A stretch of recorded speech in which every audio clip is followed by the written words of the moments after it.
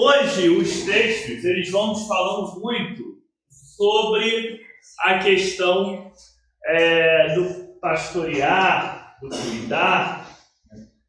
E, inclusive, eu sempre lembro, que essa passagem do Evangelho de hoje era a que o reverendo Roy dizia que foi a que despertou a vocação dele. Só que quando a gente vai ler esses textos e a gente vai pensar no pastorear as pessoas, pastorear os outros, a gente tende a pensar ou no ministério ordenado, ou algum ministério específico da igreja. Talvez até a gente pense em Deus, como no Antigo Testamento ali Deus está falando que Ele vai até as suas ovelhas. Porém, o que a gente esquece muitas vezes é que, na verdade, isso é um chamado para todos nós. Que ministérios, etc., existem na igreja com as suas funções,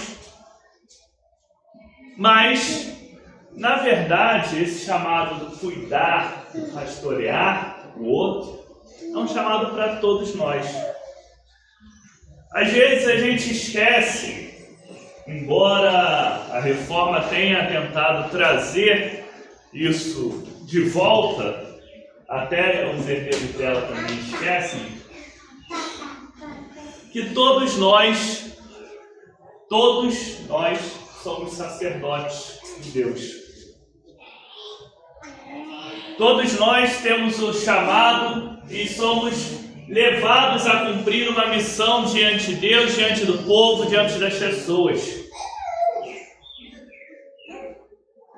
E aí hoje, que se resgata tanto essa ideia, nesses textos, talvez seja importante a gente relembrar um pouco disso.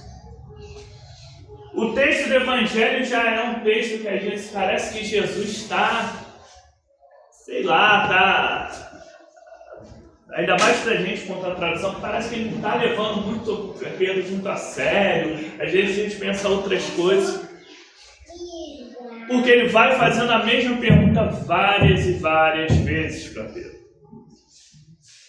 Existe até um detalhezinho aí no grego, que foi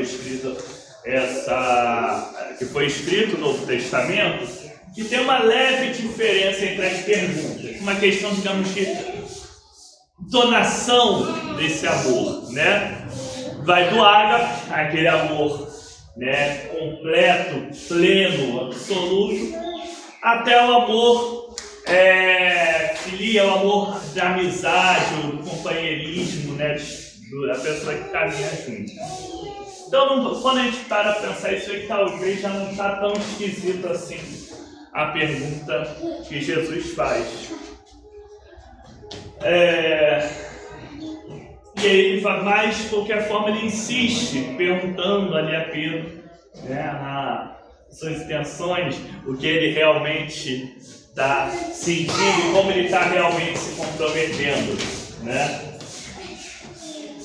E é interessante que cai hoje dois personagens. Dizem que para você ser santo você tem que ter sorte. Tem uma piada que diz isso, porque lembramos dos grandes cristãos do passado, das pessoas que foram os heróis da nossa fé, e nós acabamos sempre priorizando ou lembrando mais de alguns e acabamos deixando os outros um pouco de lado. Pedro e Paulo é um caso desse. Como aqui é a missão de São Pedro, e até mesmo na cultura popular, a gente lembra sempre as festas juninas, São João, Santo Antônio, São Pedro. Paulo, apesar de ser talvez um dos mais importantes para o que deixou, tem todas as cartas, é o que, digamos assim, organiza o cristianismo como a gente conhece, como a gente pensa, acaba ficando um pouquinho esquecido nesse dia. E é curioso que os dois, terminam, digamos assim, de uma forma muito próxima, em um certo sentido. Afinal de contas, por que são Atos, os dois não sei o quê, porque os dois foram martirizados, foram perseguidos e mortos juntos, no mesmo dia. E são pessoas completamente opostas entre si, o que é muito interessante. Paulo, um grande intelectual da época, discípulo de um dos maiores mestres da lei que havia, veio de uma família abastada, tinha cidadania romana, né? E para entender o que é ter cidadania romana, mesmo não sendo alguém de Roma, a gente pode pensar hoje em dia, não tem essa história de que pessoas assim, muito ricas, milionários e tal, vão logo e tiram cidadania dos Estados Unidos. É tipo isso. Era o grande status da época, era aquela coisa que te dava acesso a privilégios, etc. Né? Tanto que, embora os dois tenham sido presos e perseguidos, Paulo tinha que, como ele era cidadão romano, ele não podia ser julgado ali com a ralé, lá na área da Palestina, de Jerusalém, no Oriente Médio. Ele tinha que ser julgado em Roma, né? Tinha que ser julgado como uma pessoa importante, né? Debaixo de César, né? Não era uma coisa diferente do Pedro, que era o oposto. Pedro, um homem do povo, pescador, né? Vem de uma situação completamente oposta à de Paulo. E mesmo esses dois personagens tão diferentes, né, tem seu jeito, Pedro impulsivo, até brigão, né? Chega lá o soldado romano perto de Jesus, ele parte para cima, corta a orelha, coisa toda. Jesus está falando ali com você, eu não vou negar não sei o que, tem aquele jeitão mais bruto, né? Paulo, um cara já refinado, né? Intelectual, acadêmico. Mas os dois caminharam lado a lado, caminharam juntos na mesma missão, na mesma fé, com seus dons tão diferentes e deixando todo um legado que nós vamos continuando, nós somos parte, continuidade desse legado, né? Lá de trás, que vai passando de geração a geração e chegando até os dias de hoje. E quando a gente olha os conselhos que Paulo está dando ali para Timóteo, já nessa situação, Paulo já estava percebendo que, né, a coisa não estava boa para ele, que em breve ele ia acabar partindo. Mas ele deixa alguns conselhos muito importantes, que são conselhos importantes para todos nós. Ele fala para Timóteo estar sempre firme, pregando a palavra, né? Estar pronto a tempo e fora de tempo, né? Uma expressão muito interessante essa. A gente deve estar sempre se preparando para estar vivendo e anunciando o Evangelho, estar vivendo como Deus quer que nós vivamos. Mas também a gente tem que estar pronto para quando a gente não está pronto. Porque as coisas, elas pegam a gente assim de surpresa, né? A vida não espera normalmente a gente ficar totalmente preparado. Às vezes ela chega dando uma rasteira na gente no momento inoportuno. As coisas vão acontecendo, as situações vão aparecendo e a gente tem que se virar. Basicamente o que Paulo está falando é isso. A gente tem que se virar para conseguir tocar o barco da forma adequada. E aí a gente vai caminhando nessa nossa jornada, buscando sempre estar sendo presença de Deus na vida da outra pessoa. É isso que está se falando sobre pastorear. É isso que está se falando sobre anunciar, sobre estar sempre anunciando o Evangelho, sobre estar sempre pregando, sobre estar firme na palavra. Tudo isso, né, faz parte do chamado. E que é um chamado para todos nós, constantemente buscarmos ser presença de Deus na vida uns dos outros. Com todas as adversidades que acontecem, né? Hoje a gente vê nas palavras de Paulo falando sobre dando esse conselho da perseverança, da resiliência para Timóteo. A gente também vê no exemplo de Pedro, né? Pedro foi também ali, às vezes muito turrão, às vezes muito cabeça dura, como todos nós, muitas vezes. Mas também foi muito perseverante, foi o que se manteve firme.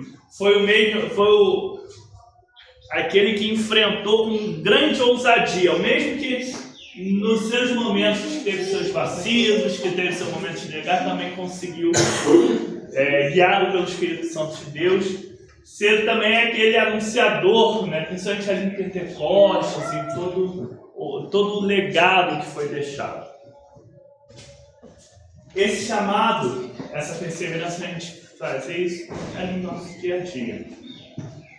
Eu acho muito providencial, né, que a nossa comunidade homenageie o nome, né, porque a ideia é que quando se escolhe, né, um patrono, um padroeiro, uma pessoa que vai ser homenageada, né, lembrada como exemplo para aquela comunidade, ela tenha um pouco alguma coisa que traga, que tenha a ver com a história daquela comunidade e com o seu jeito de ser. E eu acho que Pedro caiu providencial nisso, porque a própria história, a própria vivência, né, nossa vivência de fé, nossa vivência comunitária, ela é marcada um pouco por essas questões da própria vida, né? Nós somos uma comunidade simples, povo, né? Não temos luxos, não temos grandes benesses, mas temos uma história de firmeza, de perseverança, uma comunidade que vem ao longo do seu tempo, né, dependente de diversas situações, diversas marés, diversos problemas, ela vem se mantendo de pé, vem se mantendo firme, vem continuando a anunciar o Evangelho e tentar ser justamente esse ponto de luz, esse ponto de levar a presença divina para a vida das pessoas.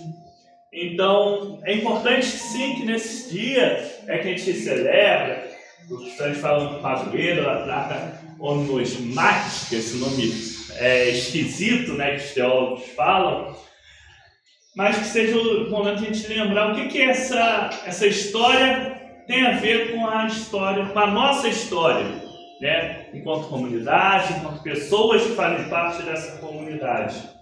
Eu acho que esse é um ponto fundamental. Até mesmo a própria festa de hoje, né? A gente, ao longo dos dias, né, tivemos muitas dúvidas. Será que vai funcionar? Tem a Copa que pode atrapalhar, tem a questão da violência que está explodindo, tem não sei o quê.